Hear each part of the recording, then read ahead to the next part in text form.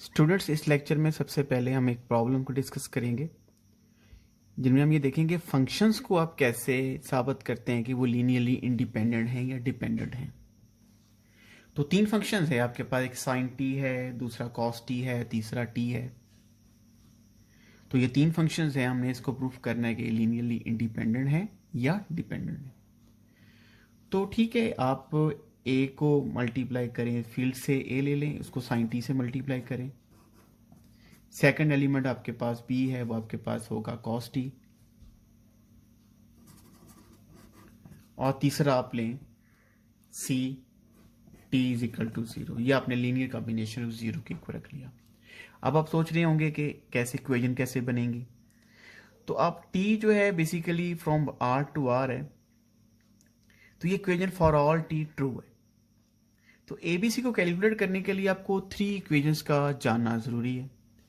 तो आप तीन डिफरेंट टीज पर इस इक्वेशंस को पर्टिकुलराइज करें, और टी भी आपने वो लेने हैं जिसपे आपको बड़े आराम से साइन कॉस की वैल्यूज आपको आनी चाहिए।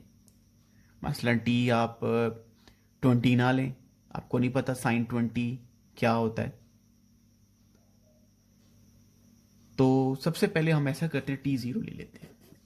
जब टी जीरो लेंगे तो ये तो जीरो हो जाएगा। साइन जीरो जीरो होता है, तो आपके पास होगा कॉस जीरो 1 होगा, तो आपको इक्वेशन मिल जाएगी B is equal to zero. आपको बी फॉर्म पर चल गया, बी जीरो है। अब टी आप एक ले लें बाय 180 डिग्री। तो ए साइन पाई आपके पास जीरो होता है, कॉस पाई जो होता है वो आपके पास -1 होता है, तो ये बनेगा -b। टी की जगह पाए होगा, ये बनेगा pi into C is equal to zero. और एक टी आप ले लें 90 पाई/2।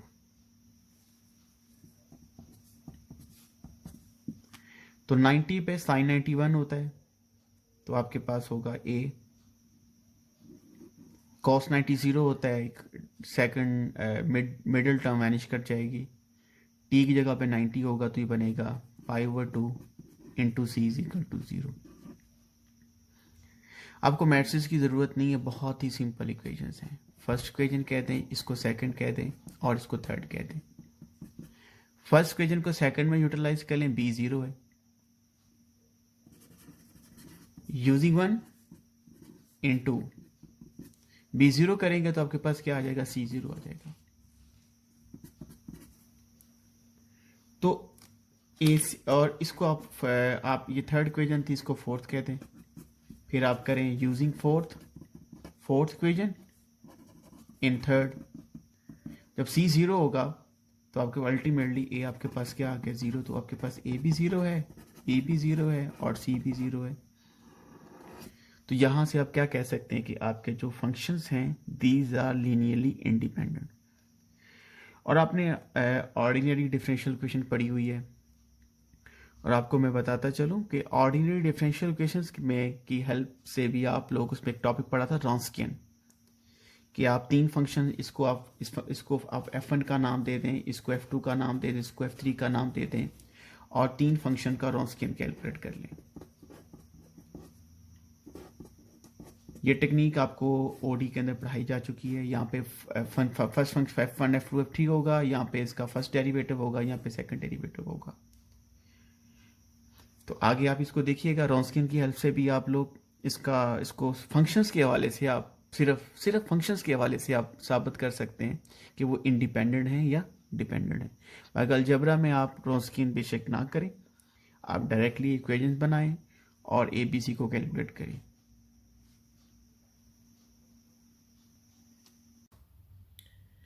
नेक्स्ट हमारा प्रॉब्लम है, what is the dimension of R over Q.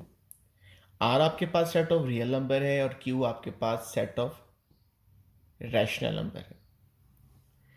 आपको दो चीज़ें पहले से पता होनी चाहिए कि बेसिस क्या होते हैं। बेसिस की डेफिनेशन मैंने आपको पढ़ाई है। A set of vector S is called basis for the vector space number 1 S is linearly independent. Number 2, S spans V, यानी कि वो सेट बेसिस होता है जो वेक्टर स्पेस को स्पैन भी करें और वो सेट लीनियरली इंडिपेंडेंट भी हो। और फिर जितने एलिमेंट किसी वेक्टर स्पेस की बेसिस में होंगे वो एलिमेंट्स की जो तादाद है वो बेसिकली क्या कहलाएगी, डायमेंशन कहलाएगी। पहले मैं सिंपल प्रॉब्लम की तरफ चलता हूं कि आर ओवर आर इसकी डायमेंशन क्या है। आप पता है आर में आर आपके पास सेट ऑफ रियल नंबर्स हैं, इस पे रियल नंबर्स पड़े हुए हैं। Set of R over R is a vector space, no doubt. अब इसकी जो डायमेंशन आपके पास है वो आपके पास है 1। अब real numbers R over R की डायमेंशन 1 क्यों है?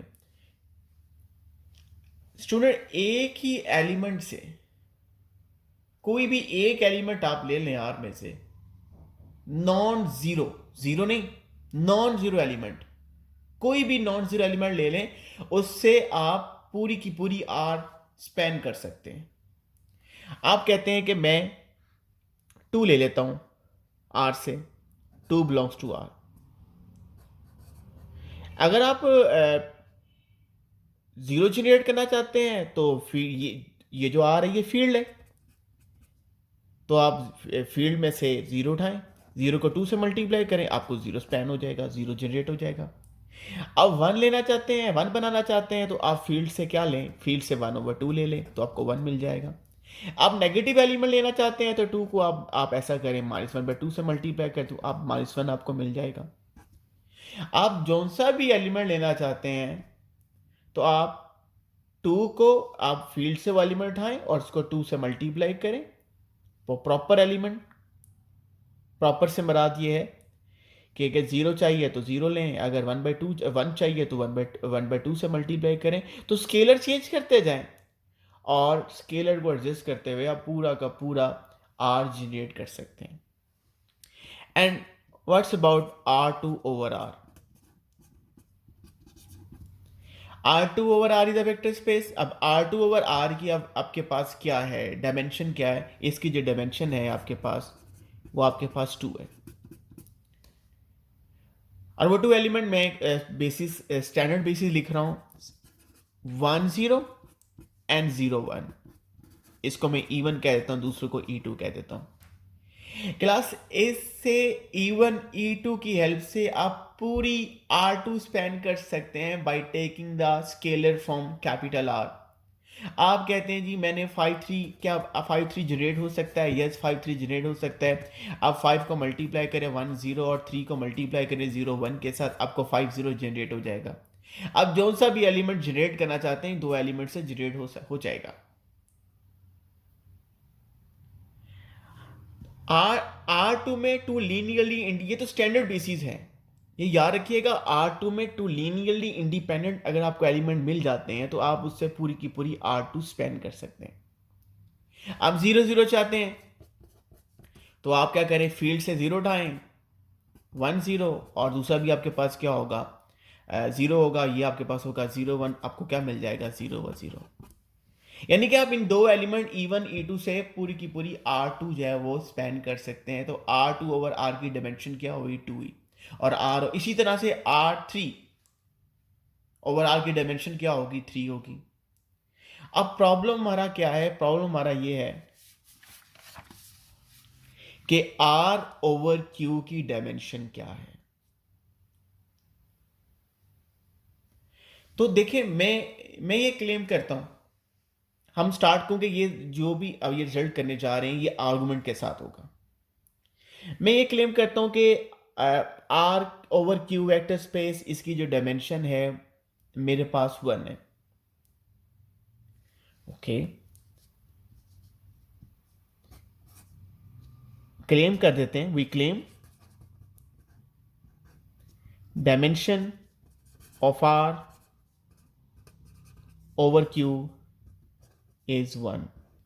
हम ये कहते हैं कि ये एलिमेंट जो है ये बेसिस बना रहा है R की ओवर Q। तो मुझे बताएं कि अगर आपने R में से 2 अंडर रूट को जनरेट करना है, 2 अंडर रूट जनरेट करना चाह रहे हैं, और 200 जनरेट करने का मकसद ये है कि आप 1 को किससे मल्टीप्लाई कि 200 मिले, आपको मिलेगा डेफिनेटली 1 को आप 200 से मल्टीप्लाई करेंगे तो आपको 200 मिलेगा। अब ये 200 क्या चीज़ है, ये स्केलर है। तो क्या आप देखें, क्या ये स्केलर जो है क्यू में पड़ा हुआ है? क्यू तो रैशनल नंबर है। और ये 200 क्या है? ये 200 इरेशनल नंबर है। इसका मतलब क्या है? इसका मतलब ये है कि आर की जो डायमेंशन है ओवर क्यू वो 1 नहीं है। चलें हम ये कह देते हैं कि चलें इसकी डायमेंशन ये 2 है, इससे दो एलिमेंट्स से पूरी की पूरी आर जनरेट हो जाएगी 1 और 200। अब अगर मैं 300 जनरेट करना चाहूँ आर का, क्या मुझे ऐसे स्केलर मिल जाएंगे जिसका अल्फा 1 प्लस क्या होगा बीटा इंटू 200? क्या मुझे अल्फा बीटा क्यू में से ऐसे मिल जाएंगे जिनके मैं लीनियर कॉम्बिनेशन से मैं 300 ऑब्टेन कर सकूं? बिल्कुल भी नहीं, मैं ये ऑब्टेन नहीं कर सकता। ऐसे अल्फा बीटा है ही नहीं, क्योंकि अल्फा बीटा बेसिकली किसके मेंबर्स हैं? ये फील्ड के मेंबर। फील्ड क्या है? Set of rational number. अब रैशनल नंबर मेरे पास कोई ऐसे नहीं है कि मैं रैशनल नंबर अल्फा बीटा लूं और मैं इनकी लीनियर कॉम्बिनेशन से 300 जनरेट कर लूं। इसका मतलब यह है कि आर ओवर क्यू की डायमेंशन 2 भी नहीं है, 2 से ज्यादा है। चले मैं ये कह देता हूं, अब हम बात आगे बढ़ाते हैं कि इसकी जो बेसिस है 1 इंटू 200 इंटू क्या होगी 300 है। तो अगर मैं यहां से 500 लेता हूं आर का, आर 500 जनरेट करना चाह रहा हूं, क्योंकि 500 आर में तो बड़ा हुआ है ना। देखें, हम पहले तो हम बेसिस बनाएंगे ना, बेसिस एक बेसिस बनाएंगे, बेसिस में जितने एलिमेंट्स होंगे वो डिमेंशन कहलाएगा। अब मुझे बताएं, क्या इस सेट से पूरी की पूरी आर जनरेट हो रही है? आर से एक एलिमेंट हम देखते हैं, क्या हम 500 आर का जनरेट कर सकते हैं?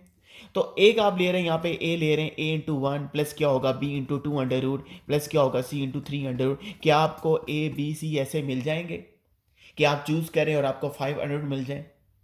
क्या ऐसी चॉइसेस हैं?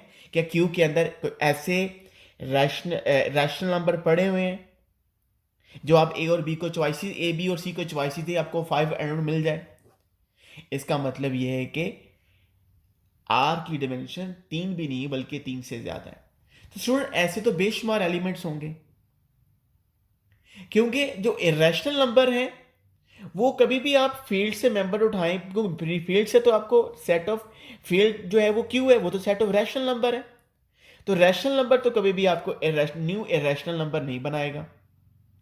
700 है, क्या आप 500 भी अगर इसमें लिख दें तो क्या 700 जनरेट कर सकते हैं? आप पाई लिख दें, क्या पाई आप जनरेट कर सकते हैं? पाई स्केयर लिख दें, क्या पाई स्केयर जनरेट कर सकते हैं?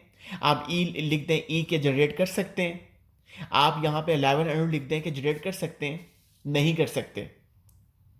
इसका मतलब है कि आपको हर स्टेप में एस में एक एलिमेंट का इजाफा करना पड़ रहा है। कितने करेंगे? 11 के बाद क्या होगा? 12 होगा। 12 के बाद क्या होगा? 13 होगा। 13 में क्या होगा? 1500 आ जाएगा। 1700 होगा। 1800 होगा। 1900 होगा।